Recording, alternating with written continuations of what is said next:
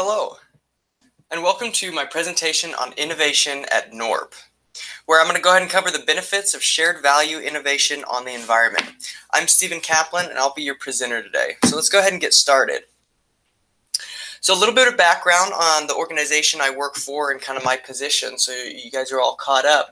I work for Northwest Oregon Restoration Partnership, or NORP. We're a nonprofit organization that provides plants for restoration projects. So we take bare root trees or we propagate from seedlings and we put them into these tubes, as you can see here, the black one on the left and the yellow one on the right. And we raise these trees for 2 to 3 years to produce genetically adapted stock for our customers or our partners at below cost. And that's an important thing that we do because we sell to them below what it costs us to produce it so that they can have match opportunities for their grant funding, which is beyond the scope of this presentation. But it allows them to go farther with their restoration projects. An important aspect about this presentation is that you need to understand all of our products are propagated in plastic tree pots. And so that's a big key part of what I'm presenting today. My position, you should know, is a NORP intern. So I have very little formal influence over the innovation process. But I have done quite a bit in that section. Just kind of on my own. I've implemented human resource incentive programs, operations innovations such as postponement strategies. I've also created and designed databases for collecting information for cost accounting. I will be presenting to my boss, Ms. Miller, who does have a lot of the authority over the innovation process, and see if we can't get her on board with this design to support the circular economy. So to get started, the first thing to understand is what the circular economy is. It's defined as the use of recycled, refurbished, reused material as inputs into the manufacturing process, with outputs in turn later recycled themselves. So instead of waste going to the landfill, it would be part of another process. This diagram here, you can see the entire flow of it. So inputs go into it, and it goes all the way through the creation process. And once consumers and users consume, instead of going to the landfill, all of these pieces and components are put back into various sections of the production cycle. A few characteristics, according to Galad and LaPerche, 2016, is a moderate use of non-renewable resources, respectful exploitation of renewable resources, and an eco-friendly design, production, and consumption, as well as paying attention to our waste treatment and recycling as a resource. So you're kind of wondering, how does this apply to us? Well, our mission is to restore the environment through the support of restoration projects. And so all of our production should not have a negative impact on the environment. And at these pictures here at the top, you can see we have some great strengths. We propagate more than 75,000 plants a year to support 69 restoration projects at more than 200 sites. That is a lot of plants for one little nonprofit organization, and these pictures prove that. It's beautiful out there. But we do have a weakness, our recycling efforts. These plastic tree pots need to be dealt with. We distribute more than 45,000 plants in tubes alone, right? And less than 15% of those are returned by some partners, and that's just a fluke accident. They are coming to pick up more plants, and they had some, and they brought them.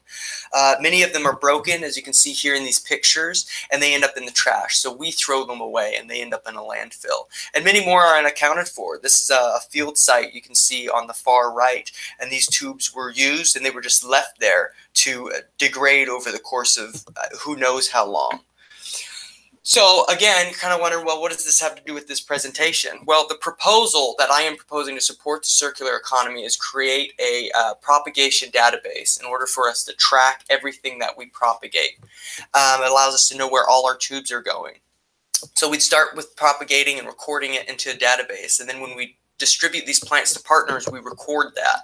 And so the tree is planted in the restoration site, which is a huge circular economic support. I mean, you're putting this tree in the ground, it will produce oxygen, reabsorb CO2. It's a great process.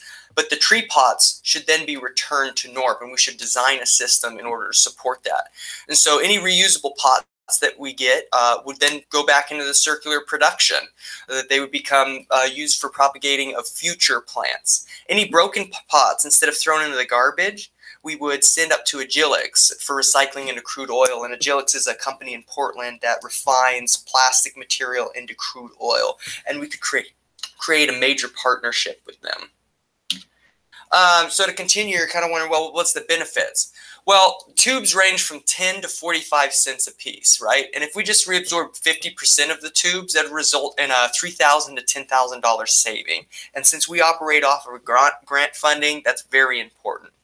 That creates value for us right here. It reduces the current cost to a new cost. As you can see in this diagram, this innovation is expanding it. We'd also engage customers. So our partners could be offered a discount on future plants. That might be an idea, but more importantly, it would allow them to support the bigger picture. They're restoration environmentalists themselves, and so to know that they're getting a product that is not at the same time degrading the environment creates new value for them.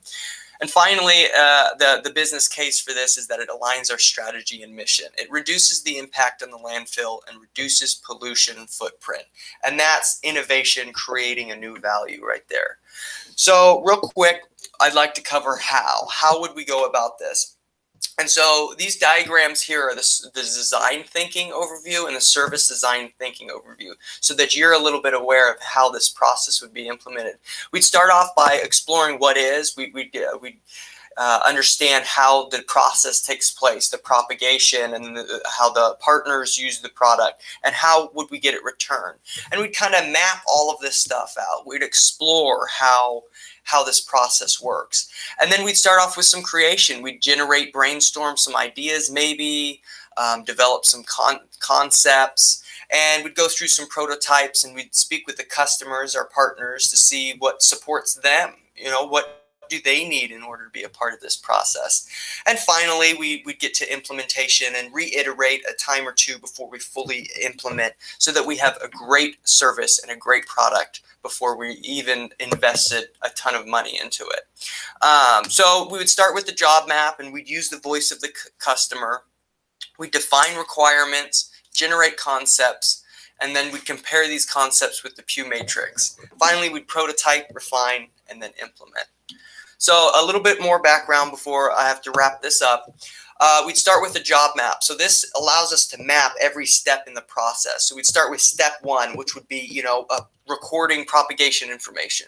And we'd create outcome statements. And the rules to this is you define the steps and define outcome statements, but avoid solutions. So we just need to know what the requirements are first. We don't want to go, oh, well, we should implement this at the same time. We want to be clear and concise with no room for interpretation. So we can't be like, well, improve the benefit on the environment. That's vague. Like, how do we understand that? We'd want decrease the amount of plastic tubes ending up in the garbage. That is a very clear, concise, understood requirement. And we go through each step all the way through our partners and the reabsorption of these tree pods. Next, very important, excuse me, a very important process would be the voice of the customer. We'd need to speak with our partners and investigate their needs, what creates value for them. We'd also interpret these requirements and reiterate them into this job map so that we understand what we need to focus on. For NORP, we'd investigate what prevents our partners from returning tubes. Well, is it too far away? Do they have to travel too far? Do they not collect them themselves? I'm not really sure. We'd look into that. And what do they need for return of tubes? Should we pick them up? Should we have somebody else pick them up? Should we create an incentive? Here's some financial leverage. It'll reduce a discount on your next purchase. And what are the goals for the other partners to recycle? Do they even care? And so we'd end up doing this, and then this would be part of our innovation process. Next, we'd start generating concepts. And the rules for this is no ideas are off the table. We brainstorm, brainstorm, and brainstorm. We'd refine these ideas and then select the vital few. So this diagram shows kind of this controlled convergence. And so we start off with a ton of ideas and we kind of whittle it down. An example might be like, oh, what if we picked up with the U-Haul? We went around every partner and we picked up all these pots that they left at their production facility. Is that an option? Maybe satellite drop-offs. Maybe they drop it off at specific points, then we'll pick up from there. Or maybe a scheduled pickup or drop-off. I'm not really sure. We'd go through that process together. Next, we'd compare these ideas in a Pew matrix. And so to understand that, you'd have your baseline, which is probably what we're doing right now. And so we have these customer and company values and impacts. So increasing the or reducing the costs for our tubes the next year, well, we'd get a green sticker if we were able to reabsorb some of these tubes. Blue sticker if it's the same as what we're doing now, or an orange sticker if the idea is worse. And so we'd compare all these ideas that we generated earlier, and then we'd iterate again to see if we couldn't improve them.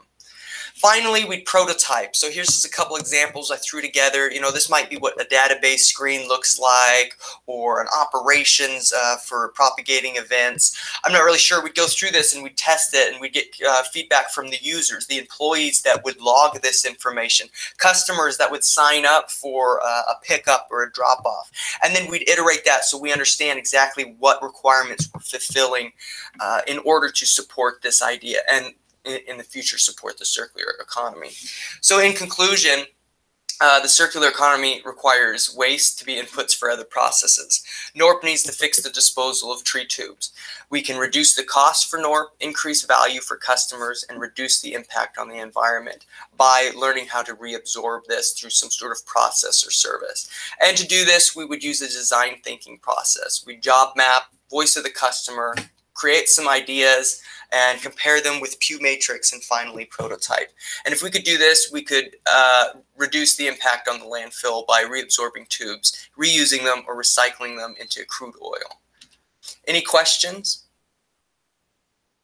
Thank you very much for listening.